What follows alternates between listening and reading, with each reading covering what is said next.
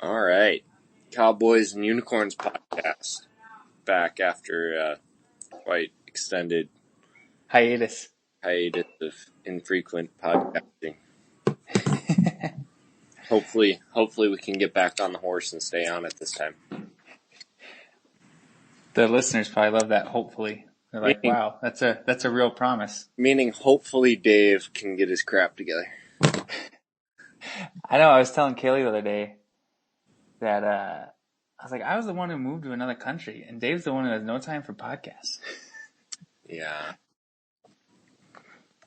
I gotta get my crap together. Yeah, geez, Dave, you started listening to all these self-help books. Maybe you should stop reading the books and start doing the crap. I think I should. I think I'm overwhelmed by all of the things I have to start changing in my life so I don't do anything. Right. That was a brutally honest beginning to the podcast. It's important what you take in, though. I recently unsubscribed from one of my favorite thinkers of the last couple of years. Okay.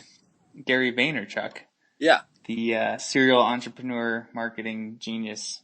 I've been listening to him, his show, and he does a daily YouTube show and blog posts and social media, everything. And I've learned a ton from him that's been super valuable to me in my life and art and career. Yeah. But he's super hardcore and probably more hardcore than I want to be in life. And I kind of realized I've already learned a ton and he is really repetitive. So sure, I could always check back in 6 months just in case he's come up with something new. Right. But most likely not. And he admits that and talks about that. Yeah. And I don't need some of the some of the guilt of not feeling like I'm working hard enough. Right. Yeah. Since I have probably a different value system about my time. Yeah. Yeah, it's a hard balance to try and figure that out. But yeah, I mean at the same time I write 2 blog posts a week and try to do a podcast every week along with social media. So I'm not Gary Vee, but I've definitely taken some of the stuff he said into account and into practice. Right. So your 2-year wedding anniversary is coming up here any day. Yeah, you just had yours, right? Yeah, 2 days ago, the 11th. Dang. Yeah, it's wild. And your wedding was so hot. I guess so was mine. Well, yours might not have been as hot technically as ours, except for the fact that we were in the upstairs of the barn. Yeah. That was like a little oven. Yeah, it was nuts. It looked cool. It did. Yeah. I mean, as long as everyone looked happy and didn't look sweaty in the pictures, I mean, it's all good. I look sweaty in my wedding pictures. My face is a little red, and you can tell my hair is a little sweaty, even though. But not in not in the pictures that count. Like the after party pictures, everyone looks a little warm, but I don't think that you look hot and sweaty in the. No, not most of them. Yeah. So are you guys going to go on a keto Amazon river cruise for your anniversary? I wish, but I don't think my salary is quite high enough to purchase the product of the company that I sell. There's not I told you have to sell them on the fact that you need to go on one of the cruises so you can do better marketing content. Right. I've dropped hints, but I'm going for the slow convince on this. I suppose after you said that they are located in the cocaine, you probably have to wait a few months. I don't think they were too angry about that.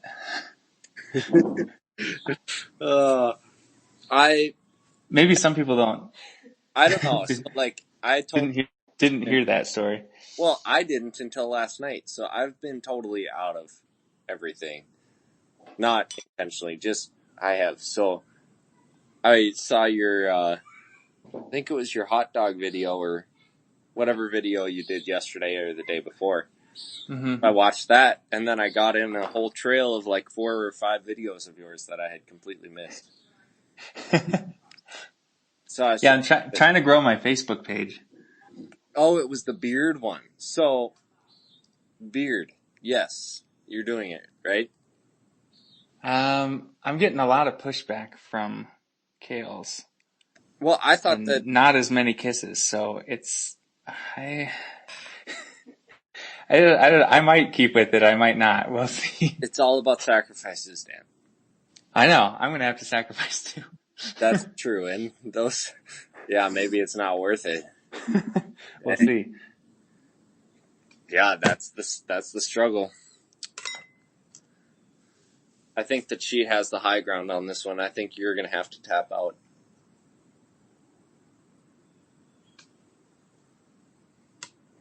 Hello? Hola? Senor? Senor Dan. Oh, dang. Failed. No problem. That was weird. I was talking in Spanish to you. I was like, Senor Dan, hola? Right. Oh? So, yeah, I don't know if you heard, but I just said I think that she has the high ground. You're probably going to have to tap out on. Eventually, yeah. But we could have our listeners, like, do a Kickstarter or something to, like, if you get enough money, then you grow it out no matter what the cost. That seems like a bad value proposition. I was looking, and we only have, like, 30 downloads an episode, which I was actually kind of like, wow, we still have 30 people that listen. But I don't know if we can get you enough money with just that. Right. Yeah. My little brother, I guess, Ben, has been catching up. He must have missed them for a while. Oh, yeah? But I think he really misses me because my mom was telling me the other day, like, Ben, all he did today was walk around the house and listen to your podcast. I think he misses you. I was like, oh, no. You're going to be back here pretty soon, though. Yeah. I'm excited. I am excited as well. So, went up to Duluth for the wedding anniversary trip and got to go to 4 breweries? 4 breweries, I think. So we went to Canal Park Brewing, which, like, pretty decent overall. Blacklist Ales, which is, like, on, like, the Main Street drag there in downtown Duluth. And that was fantastic. So they basically do all, like, Belgian wheat-style ales, but then with all sorts of different twists and stuff. And it was really good. And then we went to Castle Danger Brewing up in Two Harbors, and that might be one of my favorite breweries ever. Did you go to Bent Paddle? No, we didn't. We went to I think it's called Voyager up in Grand Marais as well. But Haley is starting to appreciate beer, so she I'd get flights and then she'd try different ones, and there's some that she appreciates. Like at Castle Danger, they had a raspberry like summer ale, and she really liked that. I had to buy a growler for us to bring with camping for the night so that she could have some of that. So pretty proud that now she's appreciating that. Made it a little easier to like say, hey, let's go to a brewery and try some different beers versus feeling really selfish because in the past, obviously, she would have had a water. Yeah, there's been many times we've gone to the Foxhole in Wilmer. Yeah. And like with John and Tori, and then me and poor Kales is like, they don't have any drinks here. Right. So, Copper Trail in Alex. Yeah. They started, like, they have 3 different, like, mixed beer cocktails. So, it's kind of What is that? Well, like, one is like a sangria, so it's like their wheat ale with some other, like a Moscato or something, like, and then they have a Bloody Mary type drink, and then like a mudslide or something that's like made with a stout and then some chocolate liqueur or something.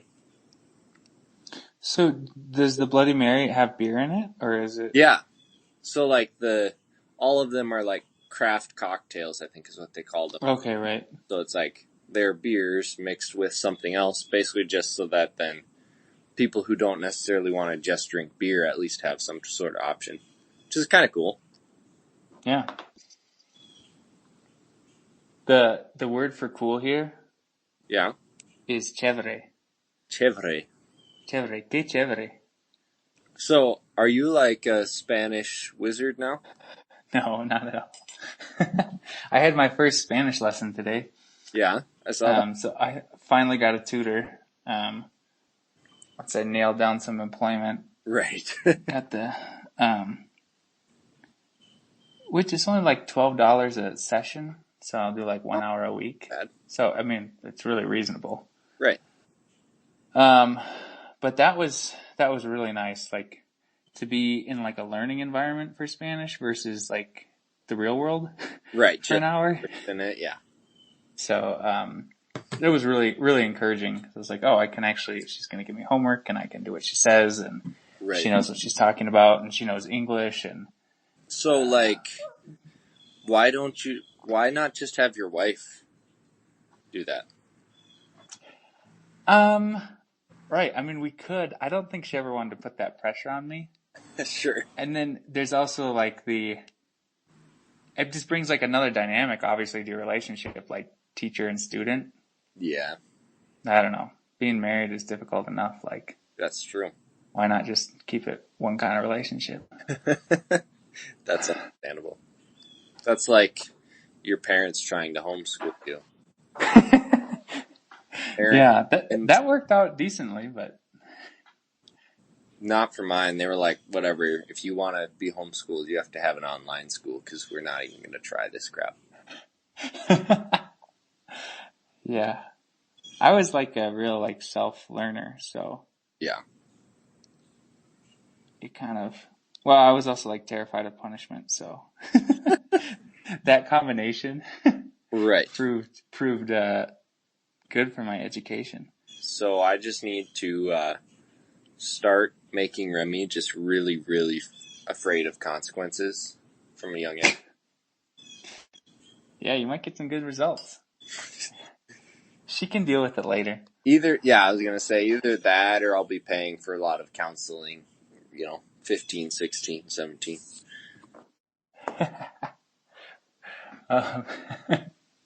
Right. Oh, I didn't get to tell the cocaine story. So. Oh, yeah. Sorry. I mean, maybe people have already heard it. I don't know what the cross is between my Facebook follower fans and the people who listen to this podcast. But probably 98%. It's like, so don't tell it again. No, do it. It's funny. No, so like, I'm like the social media like community manager at this content and community manager. So I was like making some edits to Facebook pages, like on the location of the business for some reason to make things line up between their multiple Facebook pages. And the company I work for has cruise lines, and they leave from a city called Coca, like on the edge of the Amazon.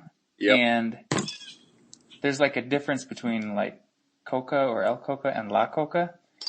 And Facebook like made a suggestion to say that it was in La Coca. So I clicked on that and I changed the location of like 2 of the businesses, and the 2 cruise lines.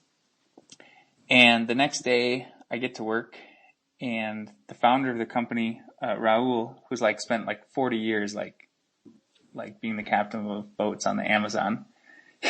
And he has some, not super good English, but definitely knows some English. And he comes up to me and he's like, on my Facebook feed, it said that the cruise lines are in La Coca, and that's and he did like the snorting motion. Yeah. Like, that's cocaine. And I was like, oh, my bad. Like, this is like my 5th day there. Like, how quick will change that? Sorry for, saying your company is located in like Cocaine Central or whatever I said. Right. In South America, like a South American company, and you're just like, probably not good for the brand, I guess. Yeah, now you're going to have all these people coming on cruises expecting La Coca, and right, this is the center of the Amazon. Is this where it gets made? You're like, false advertising. Yeah. But so Facebook's AI or whatever. Yeah. Well, their suggestions. Yeah. Dude. Rough. Did I lose you again? Son of a nutcracker. Hello. Hello. Sorry, my computer is like freezing every once in a while, and it's cutting off the line. I'm on my phone now, so. No worries. Sorry. I'm so upset right now. Not at all. I'm smoking a pipe and drinking some of my favorite scotch, so I'm pretty content.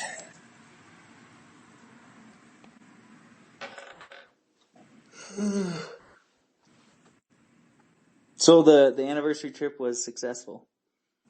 Yeah, it was good. It was nice, like 3 nights away with no Remy. We got to camp up at Gooseberry Falls for one night, so it was kind of fun to do the camping thing. We're going to Glacier with John and Johanna Franey. Oh, fun. The first week of July, so it's kind of fun to like get the camping gear out and get ready for that too. Yeah, isn't that where you guys went on your honeymoon? We went to Tofty is the name of the town, which is basically just a tourist town on the way, like an hour and a half north of Duluth.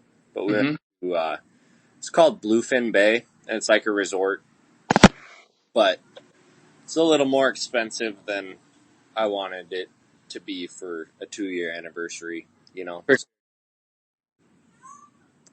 We went the cheap route. Yeah, I think so.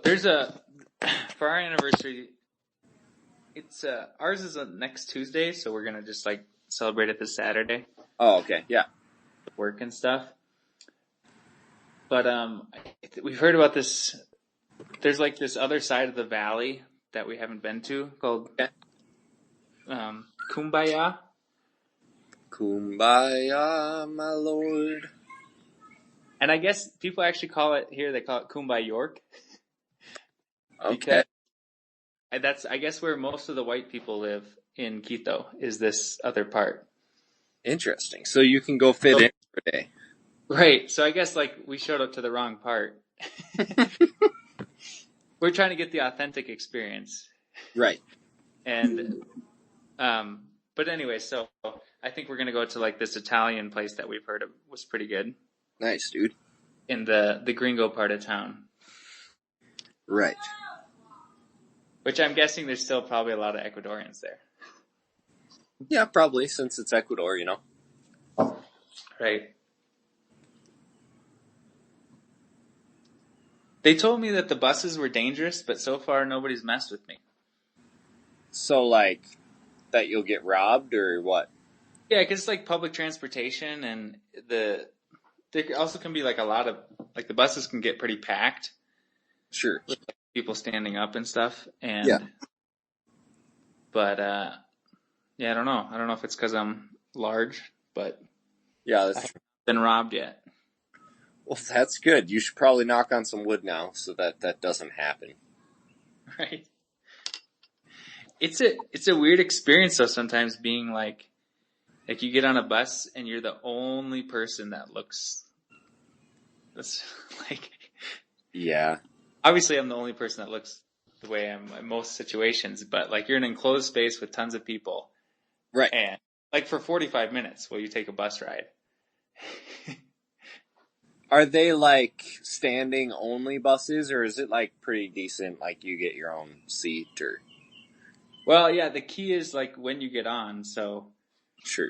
Like, I get off work at 6, and then I take 2 buses, and I take a bus from close to where my office is to like a Catholic university called La Católica. Okay. And that bus I can usually get a seat. But then I take the second bus from La Católica to the Bridge 8 in the valley where I live. Yep. Is like I usually have to stand for most of that trip because the seats are already taken. So that sucks. How long of a trip are like each of the bus rides? Probably about 45 minutes each. Oh, wow, dude. Yeah. So I get back to the bridge next on the highway next to my house like at like 7:30, and then I like walk to my house from the bridge. So I usually walk in the door closer to 7:45. Sure. So that's been a pretty big transition from Morris, where you just drive home when it's like 5 minutes. Oh yeah. So like you have basically 3 hours of travel time just to go work. And I get picked up by a coworker on the way in. Oh, okay. But she usually stays late, and I don't really want to stay late. Sure. And I don't have to because I can get all my stuff done. So, how long does it take when you just go straight there with her? Like 45 minutes. Wow. Okay. That's how slow buses are, like, because they stop all the time to pick up people. Yeah, I suppose. They're like huge. Huh. A lot of them too. This is kind of interesting. Maybe not all of them, but a lot of them are like Mercedes-Benz. Weird. Which I always think of like a luxury. Yeah, exactly. But so I didn't know. I mean, obviously these companies are huge. Yeah. But sometimes you don't realize, like, oh, they make like an industrial like city bus. Yeah, you wonder if maybe they just saw the need in Ecuador and were like, hey, we could do that. There's tons of car dealerships here. And VWs are like both the classic car around? Yeah, for sure. I guess, I mean, they're cheap. And then I think there was a lot like in production here. I don't know whenever. I don't know, like in the 60s or 70s or whatever. That's what I heard. Shout out to, what is it? VWs in Ecuador or? Yeah, on Instagram. Go follow. Yeah, dude. I update pretty often. How did I miss that you even created that until yesterday? I don't know. Dude, I don't know where I've been. Just now I've been catching up with all the content I create. Apparently. Think I need to just like quit my job and just sit on my couch. Right. The weird thing about like when you have a job, like all you're thinking about is like, how can I get done with what I'm doing and how can I clear more of my schedule, and wouldn't that be nice? Yeah. But when you don't have a job, the only thing you're trying to figure out is how you can get a job. Right. And you're like, I have too much time in my day. I'm unproductive. I want to do something. I think the most interesting place to be in life would be not just like where you're like a rich kid and you're like, well, I don't have to work. But like the people who are super accomplished and have more than enough money. Yeah. And like when you go, well, I think I'm going to take like 3 months off. Yeah. Right. Not like, oh, I made enough. Now I'm like just going to chill the rest of my life. But that moment where you're like, I've done all this important work. It's not like I haven't worked, like I've worked my butt off. Right. I'm going to like reset, or like I'm going to hang out with my family more for 6 months. And then I'm going to come back to my next idea or my next. That would be like the coolest place to be in. Yeah. Or just like the ability that what you're doing like is no longer just a part of the daily struggle to pay the bills. Instead, it's like, oh, well, like, I don't have to do this if I don't want to be doing this. Like, I can just go do something else. You know, like, feeling like you actually have, like, obviously everyone has control of their own destiny, right? Like, you can say, you know what, I don't want to do this anymore. But for most of us, there's a lot more consequences to that. And it's a lot, like, to do it would be more stressful than just putting up with it. But once you get to that point where you could just be like, you know what? I don't think I want to be doing this anymore. How about what's the next thing that I think I could be really passionate about? And I'll just start doing that. Yeah. I think you can think about like the level of like constraints upon your life. So like as far as like your ability to control your own destiny, like you're saying. Yeah. Like some people, like if you like grow up like in a bad family that doesn't have means, it maybe like in a minority in your context, there's more constraints placed upon you. Yeah. And like the level of like talent or ability you're also born with.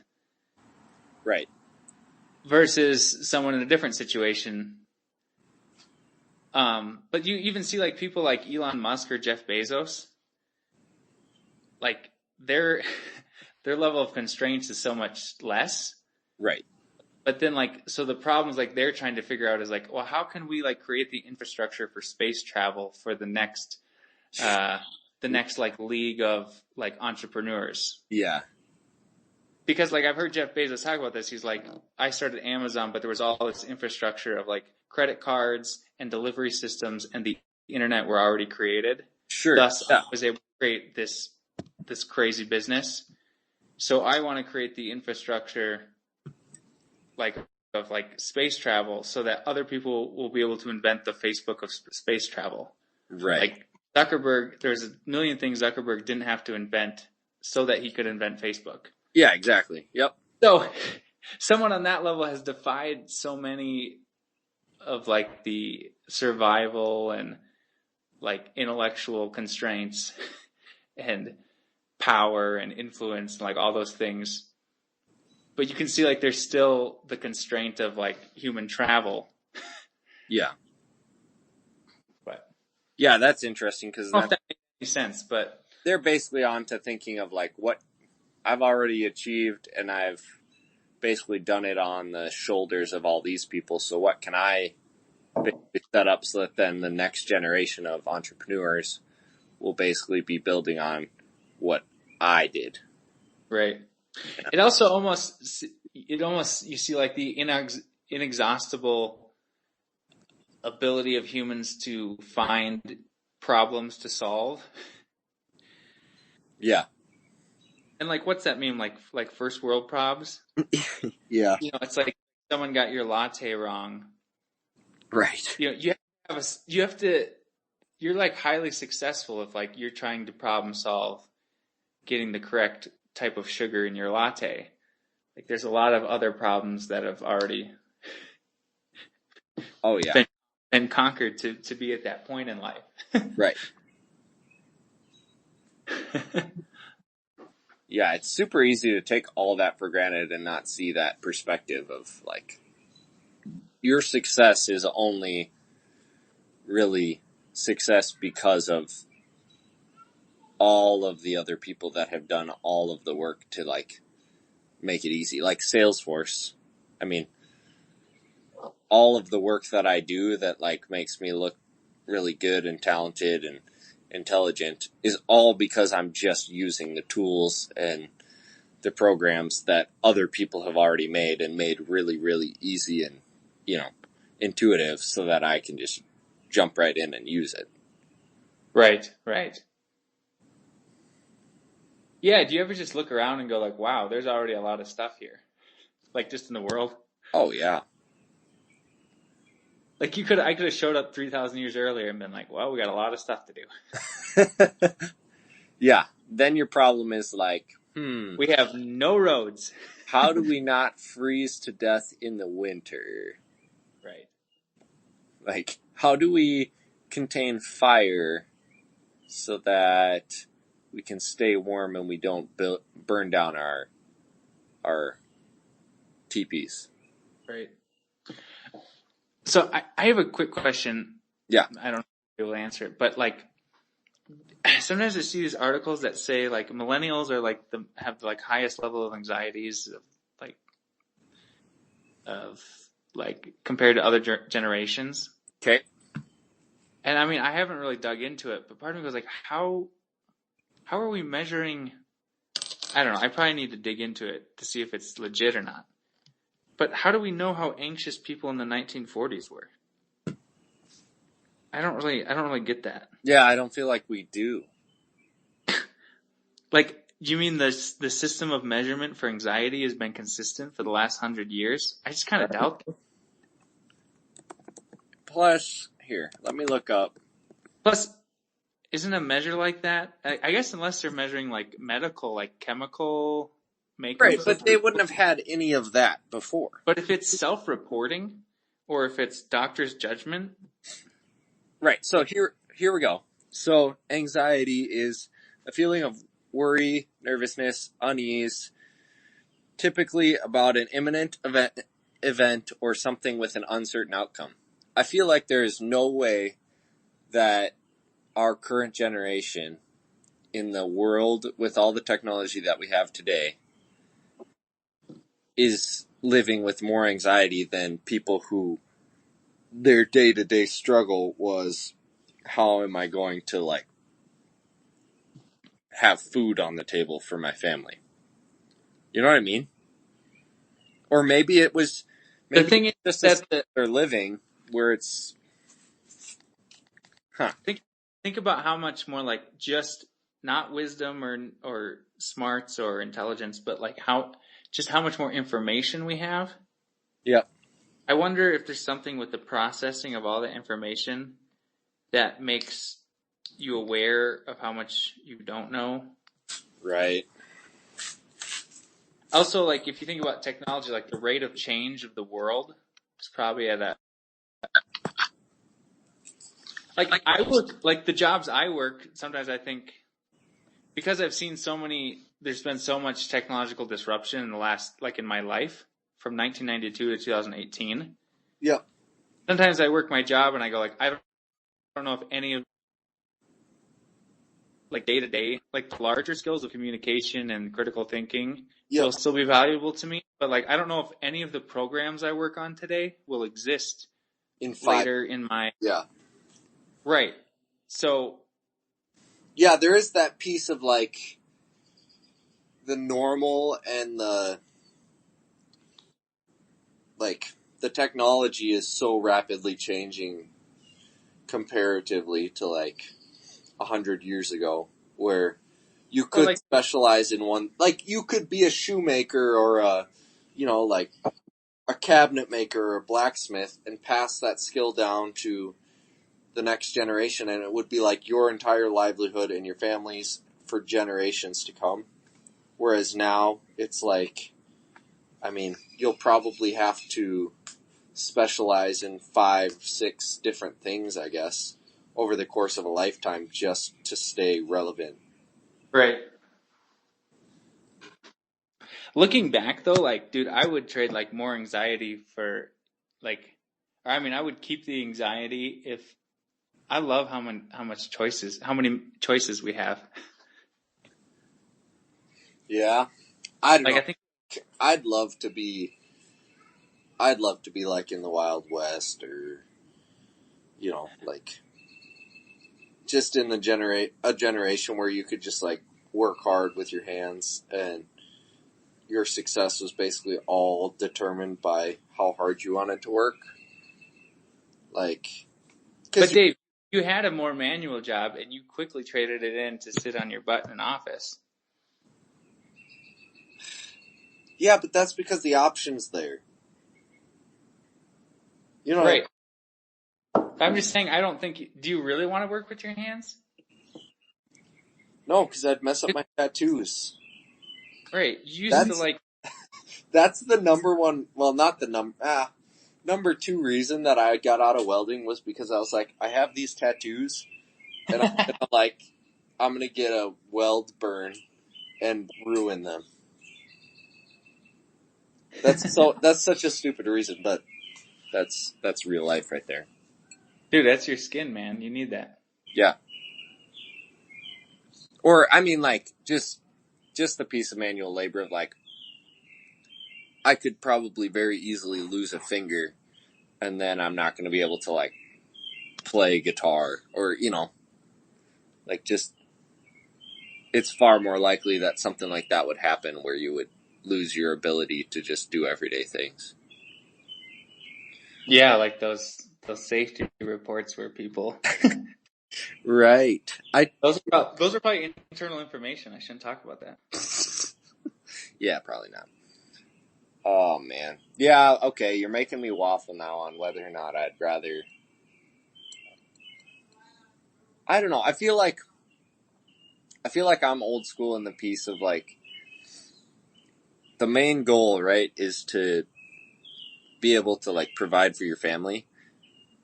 I feel like it'd be so much easier in the world where all you have to do is, like, you have your homestead and you just have to, like, work the land and go out and, you know, hunt and fish and provide food for your family.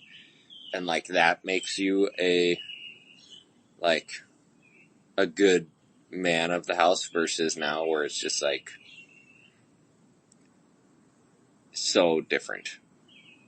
If that makes sense.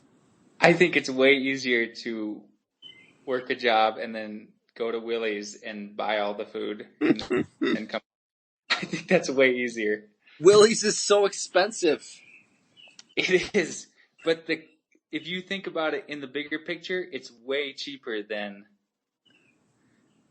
getting all of that food yourself. Do you know how much time and, like, if you went and bought like 5 pounds of hamburger and 2 steaks, along with all your produce and other stuff, like, do you know how much, like, the scale of the agriculture system is making that way cheaper than it should be? Right. The only reason, like, a package of bologna costs $2 is because they can make 10 million packages of bologna and send them all over the States. Well, right. Right. But, like, what's the cost of making one package of bologna? A lot. The cost of making 10 million is way less per package. Do you know what I mean? Like, that first package of bologna costs a ton of capital. But we're also talking, like, you could go out and you could shoot a deer and you could feed your family for months off of that. And there's, like, your only sunk cost in that is the time that it takes you to go out and do that. All the times that you went out and there were no deer. Whatever. There's always deer. I haven't hunted in, like, 4 years, 5 years. I shouldn't even talk. There is something to, like, the complexity of... I've been trying to do some, like some digital cleanup. Yeah. So, like, going back, like I found out this, like, I remember this week that, like a Wix website for a school project, I had 3 blogs on Blogger. Okay.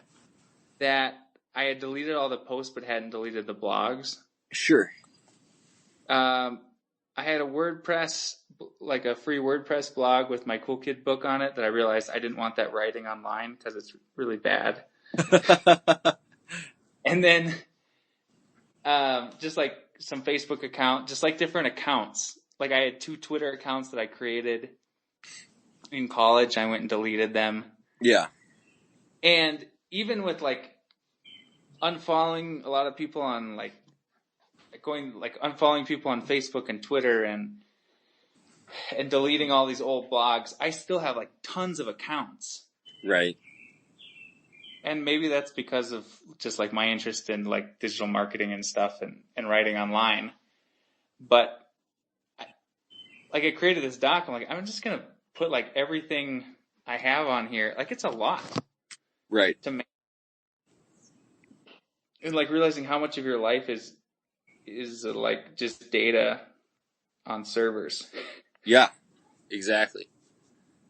Yeah, I just finished up, I think I was talking about it in the last podcast we did, but I finished up the book on minimalism. And it was interesting because one of the chapters he talked about was like our brain capacity, like from cavemen to now, hasn't actually it hasn't changed. And so like talking about how we have so much extra noise and so many extra things that are trying to like capture our attention and take up like our minds, like necessary to prioritize and be like, okay, what's the unnecessary, like all the things that I take in a day and that I'm choosing to like use up my mind and my ability to learn, and that is completely wasted space and wasted time. Like, and I think that like all the different social media accounts and all the different like things that you choose, like the websites or like the places that you go surf when you're, when you feel like at work, when I'm like, oh, I need to take a break and like stop thinking. And then I go look through Facebook or I go like scroll through these things. Like I'm still filling my mind with other things. Mm-hmm. So it's just a really interesting concept of like trying to say, what are the areas that you're taking up your brain's capacity to like you can only hold so much knowledge. So what things are just... What is it? Yeah. That book is Goodbye Things by Fumio Sasaki. So I think lives in Japan or something like that. Yeah. It's interesting because basically he's talking about, he kind of ties the line of like the Japanese culture used to be super minimalist, and now like you look at how like the Asian cultures are the boom for technology. Like, so how interesting it is how in just a couple generations of people, like that whole minimalism has been completely lost and taken for granted by like the Japanese culture. And so now it's interesting because it seems like, and I feel like I've seen more about this, that like the millennial generation is starting to kind of like realize the need to start to figure out how to be intentional and like have a more minimalistic lifestyle, whether it's like physically only having 20 possessions or whether it's just like limiting, having a more minimal list of like things that you're spending your energy and your time on. Right. Yeah, dude. It's interesting. I don't know. Quitting things is one of my favorite things to do. Right. Because it immediately, like, when you quit something, I mean, it's not, unless it's something I really like I don't like quitting things. But if something's just like, in your life, like it's okay, but it's not the best. Yeah. It's like you create a vacuum, or not a vacuum, but you create like that clear space where you can either have more time to do the things you really like or do something else. Right. Oh yeah, it's amazing. Like when it sounds like unemotional, but like you find inefficiencies like in your day to day or in your lifestyle of just like areas that you're like, oh wow, I'm wasting a lot of time or thought on something like this that I don't really care about. Like when you cut that out, how much extra like space and time you feel like you have. Yeah. Yeah. So I'm going to be a minimalist now. Not really. This guy said he moved apartments and it took him 30 minutes to pack all of his things and like leave his apartment that he had been living in for like 5 years. 30 minutes? 30 minutes. That's all that he had. Dang. Like, I mean, he's extreme. Like, no television. Like, he has one piece of furniture. You know, like, basically, it's a whole different lifestyle, though, because he's saying, like, why would you even worry about having all of the stuff that you might want in your house to be able to cook all the different things when you have a whole world outside where you can just go pay for those things and not have to worry about like storing and taking the energy and the time to have that stuff. Like basically I think he just goes to restaurants and like goes to the movie theater and like doesn't actually own any of those types of possessions. Like no TV, no movies. I think he has a laptop. Does he have a computer? Yeah. Yeah, I think he has a laptop, but yeah, I mean, I'm sure he watches like some movies on that. But like his house is like in like super minimalist. So he's like, I won't have friends over to my house. Like I'll go over to people's houses if they want, but why not just go use the perfectly good space at a coffee shop that somebody else is paying for, like, or go to a nice bar, like where they have all the things that you need and you can just pay for it, but you don't have to worry about the time and energy to prepare or to clean up.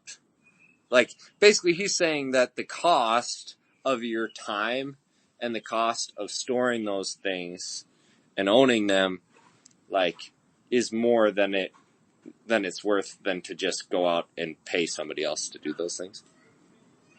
Which is right. a really, really extreme level, but right. I mean, there's also like something to be said of, I guess I don't want to be the person, but like it's fun when sometimes you go to somebody else's house and they have a lot of cool stuff. Like, right. Like they have 4-wheelers and a trampoline and a pool. Yeah. And a boat. Right. But yeah, I'm definitely more on his side of like, I don't want to be the person that maintains all that. I would rather. Right. Like my thought is like, if you live in Minnesota, like if you live on a lake, then it makes sense to have a boat. But if you don't. Right. Somebody else has a boat, man. Exactly. And like, how many times are you actually going to use it for the amount of like time you spend maintaining it and money you spend in storing it? And yeah, that's kind of his point is like, just go rent a boat for the weekend if you want to go boating. Right. I mean, yeah, unless you really like boats, like that's your jam. Right. Then buy a boat. Yep. But yeah, I find it pretty easy on the physical goods side to be minimalist. Like, yeah. I honestly, I don't own a lot of clothes. And I don't really have a lot of things. Right.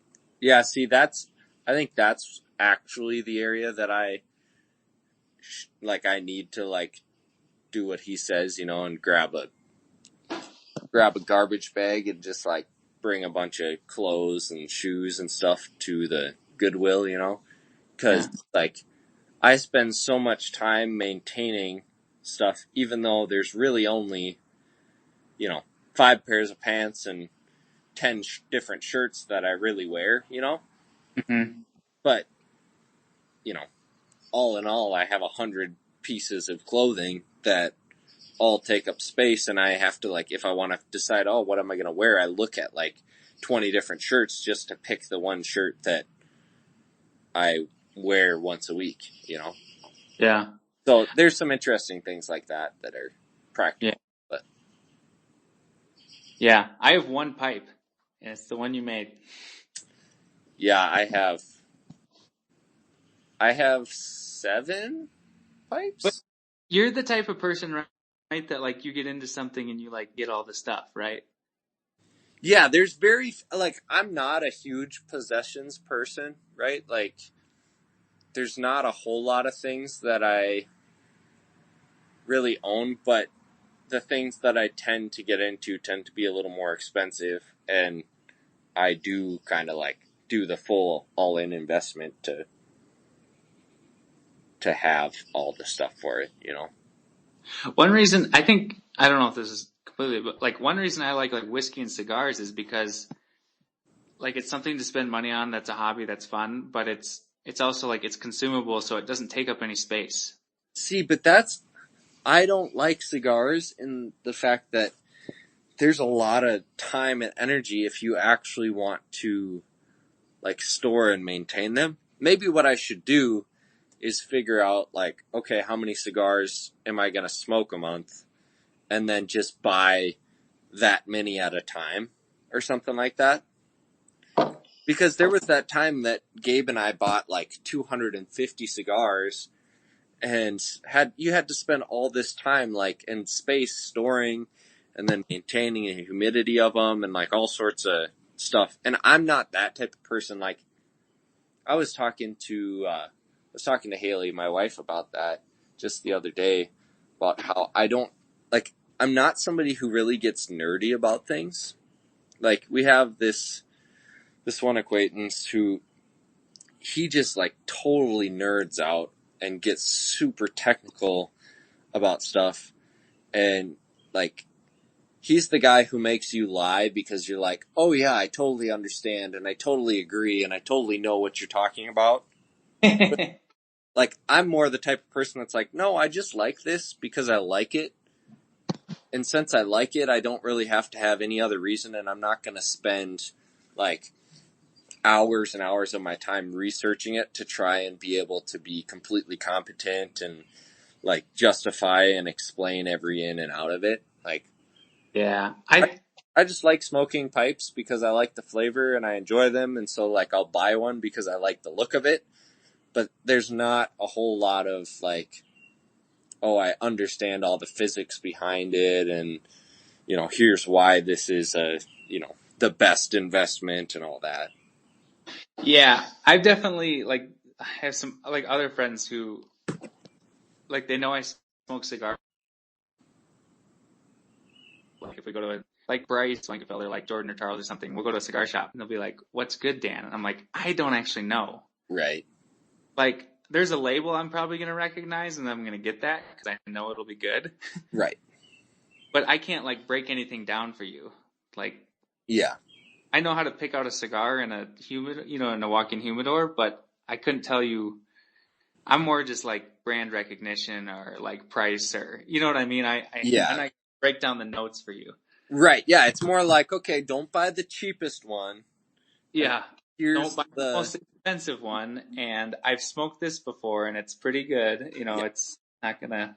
Right. Yeah. Like with pipe tobacco, it's like, I enjoy the piece. You can buy like a tin and try a bunch of different things. So now I have like 3 or 4 favorites, but by no means would I be able to really, like, it's funny because I have a couple other friends who smoke pipes and stuff, and they'll be like, oh, so yeah, what have you been smoking lately? And I'll be like, oh yeah, I really like this one. They'll be like, oh, is that a Latakia with English blends? And oh, that has that Syrian, first run tobacco in it. And I'm like, I don't know, does it? Like, I can tell you, like, there's 3 different main blends of tobacco, and I can tell you which ones I prefer, but. Right. I feel like 83% of the people that say stuff like that are BSing, and then there's like 17% that like know what they're talking about. Right. Yeah. Well, and the hard thing with that, other people learn how to like copy what those people say. Yeah. Oh, for sure. But so the hard thing with that, with going back to all my self-help books, it's like I've been working on the whole like defaulting to telling the truth, because it's so easy, like in a conversation, if somebody's like, "Oh yeah, don't you love that movie?" Like, or somebody gets into talking the details of Scotch and like starts asking your opinions, and they're like, "Oh, so like, do you prefer this or that?" And you could totally not understand anything, but like the default is that you want to fit in, you want to sound like you know what you're talking about, and so you're gonna just like BS your way through it. Right. But like trying to actually work on your default, just being honest and just being like, "Oh no, I don't think I've seen that movie," or "Oh, I don't know, like I like that tobacco, but yeah, I couldn't tell you." Like I was having a conversation with this one guy, and we were talking about I used to build log homes, or help build log homes, and I was saying we'd like set the houses, and my job would have been to like fill in the logs with insulation. Mm-hmm. He got into talking like in depth about different types of insulation and like which foam would be better to use because of the acoustical properties of it. Okay. And I mean, like, he's an audio guy, and I technically like went to college and have like dabbled in audio stuff, but like he was having this whole in-depth, like way over my head conversation about like, oh, which foam would you think would be better for acoustic properties and la da da. And I just totally was like BSing and like, oh yeah, I totally agree. Yeah, you're right. That's a better decision. I don't think that. Like, I had no idea. And then afterwards, I just like was like, why in the world do I like? Why is that my default to just pretend versus just be like, oh, yeah, that's interesting. I guess I don't really know. Right. Yeah, I don't. Is there something to lose? I mean, I can see it in like a professional context why that's like, I think that we all learn at a fairly young age, like,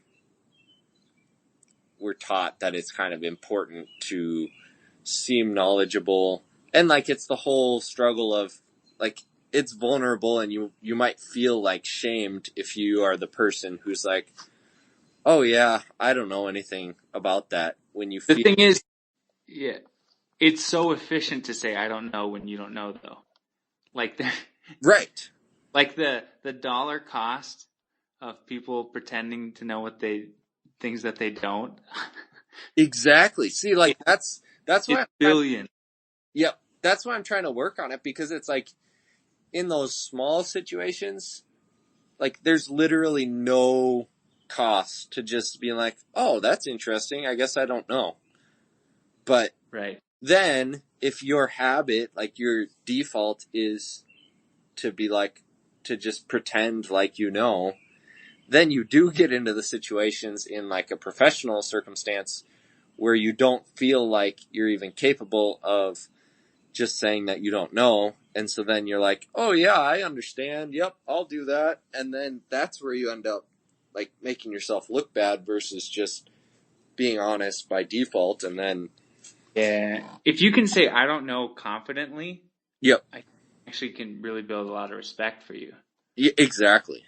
Especially if you're willing to try to like learn. I mean, Right. if you say I don't know and then like I don't care, then I won't get you. Yeah, not if you're like, oh, I don't know, like, Yeah. like somebody else can figure that out, and if you figure it out, you can tell me what I should do, but I don't care. Like, to be able to say I don't know, but I can figure it out, I can learn, like, it'd be a good challenge. That's one thing. It can definitely throw people off though, I think. Like when you're at work and you say, I don't know. Yeah. Oh, yeah, because... Like, what? Well, the hard thing is, too, though, it's like... I don't know. In the world that we live in, like, you can say you know, and then the person leaves the room, and then you can Google it and figure it out. And you feel like that's making you look better because, like, obviously if someone's talking to you like you're knowledgeable, to say I don't know is, like, kind of a vulnerable thing, and you're worried about, like, their perception of that.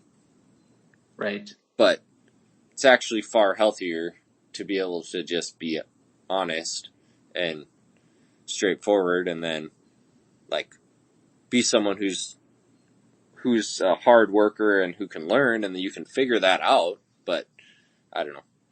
I think the thing is, though, is like a lot of times people can tell if you're BSing, but they won't say anything. Right.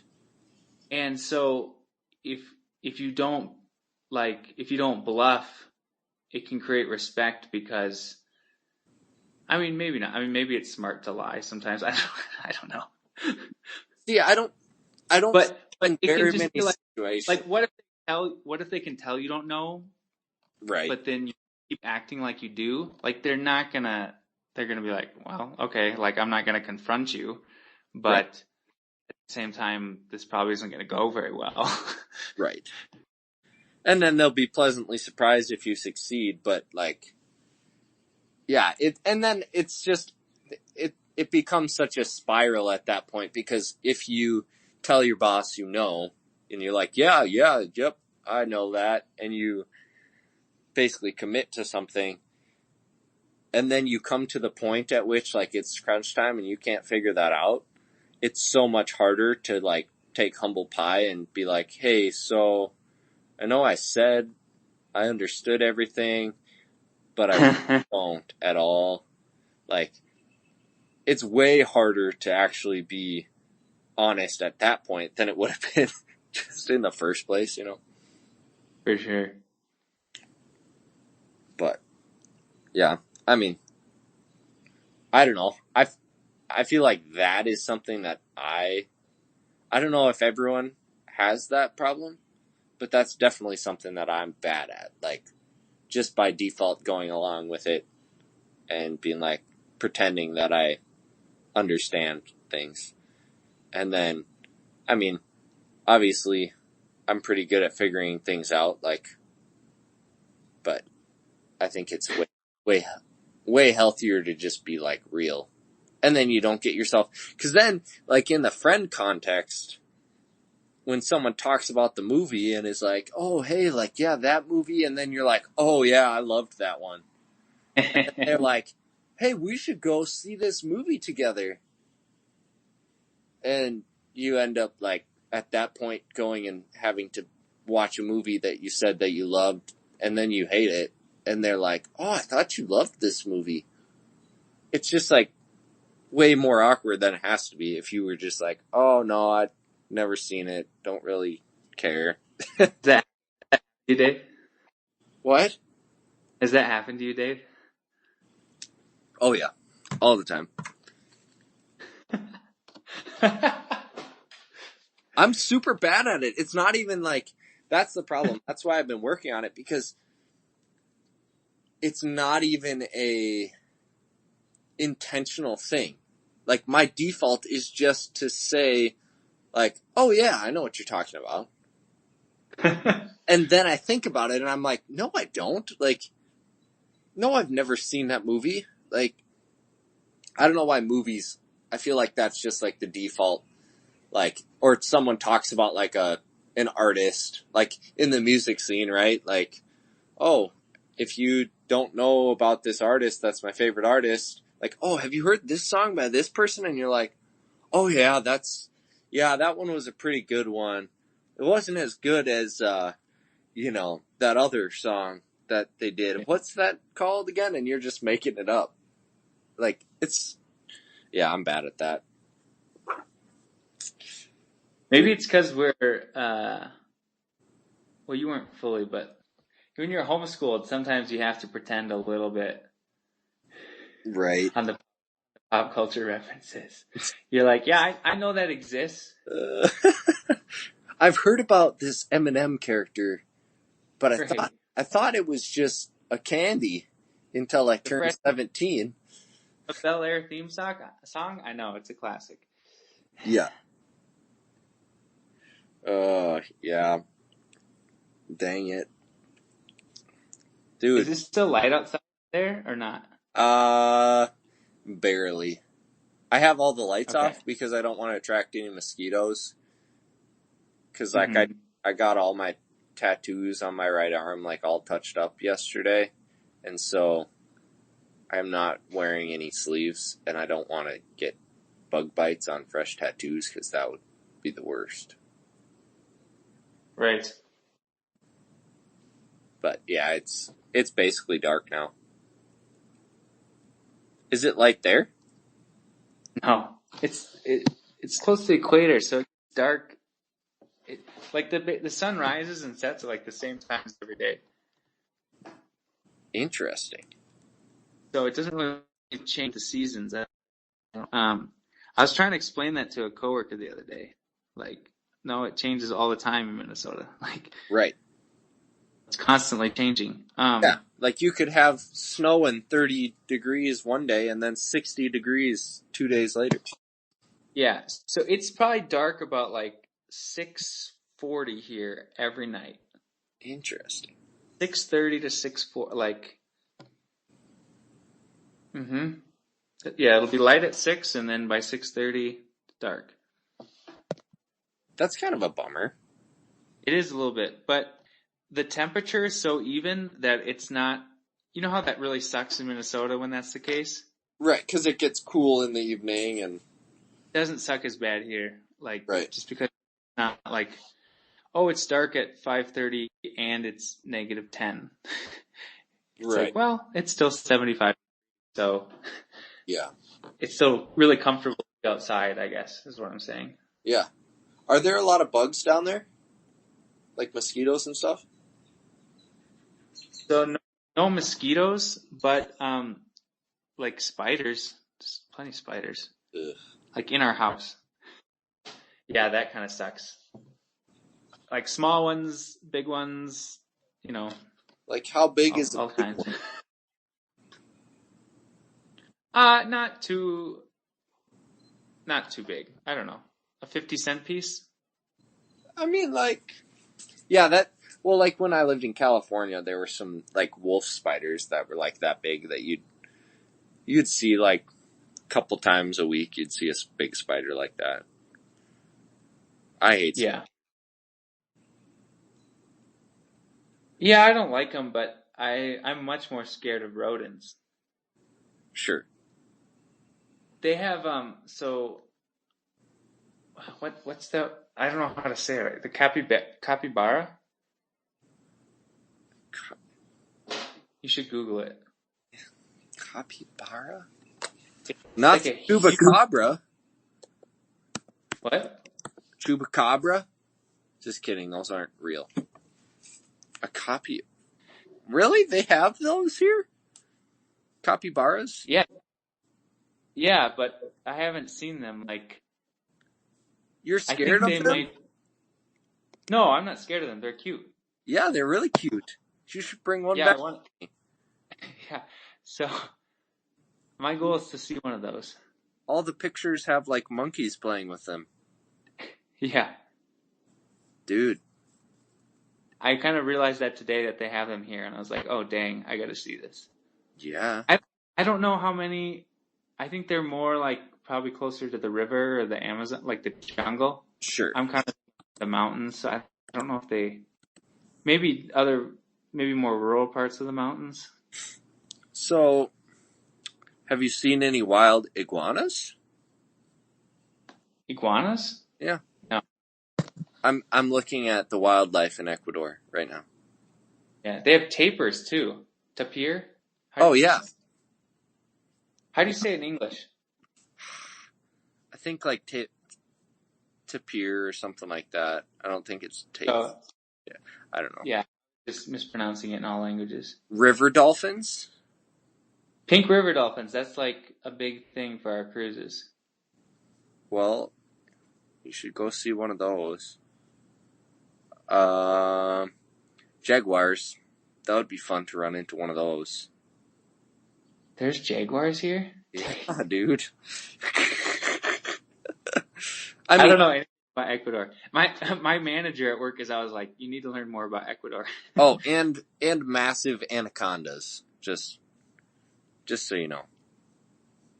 Yeah.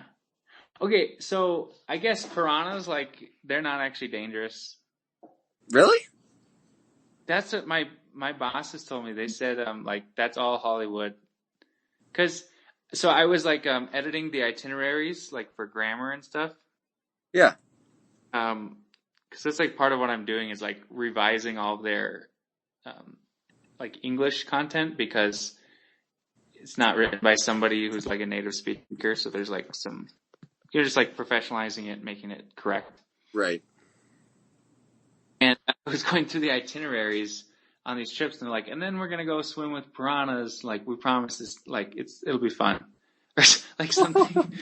like don't worry about it. And I read that, and I was like, what do they mean? Like, yeah. And then I brought it up to them, and they were like, yeah, no, they don't bite humans. They don't eat humans. It's totally chill. What? I was like, really? Like, I was definitely giving them the face, like, I don't believe you. And they're like, that is all Hollywood. Dude, I'm Googling this. Also, okay, so I know why we don't know how to say tapir or whatever. Because we just call them anteaters. Oh, okay. And so does Google. There's some weird, like, photo tapirs trying to reproduce on Google Images. Yes. Okay. Wow. Life. There's a fine for fishing for piranhas in Ecuador because they're considered a delicacy, but the vibe I've gotten is that Ecuador is super good at, like, maintaining their wildlife and stuff. Yeah. Like in comparison, I guess, to Brazil and Peru. Like, it's a little bit more pristine, a little bit less touched. But also, one of my coworkers said they're going after the petroleum now. So. Sure. Got to make money too, I guess. Yeah. All right, so there are approximately 20 species of piranha found in the Amazon River, with only 4 or 5 of them posing any danger. Most piranha are a quite harmless and docile species. The ones with the nasty reputation for being aggressive are the red-bellied piranha, just so you know. You're welcome for that. So I'm like 75% safe.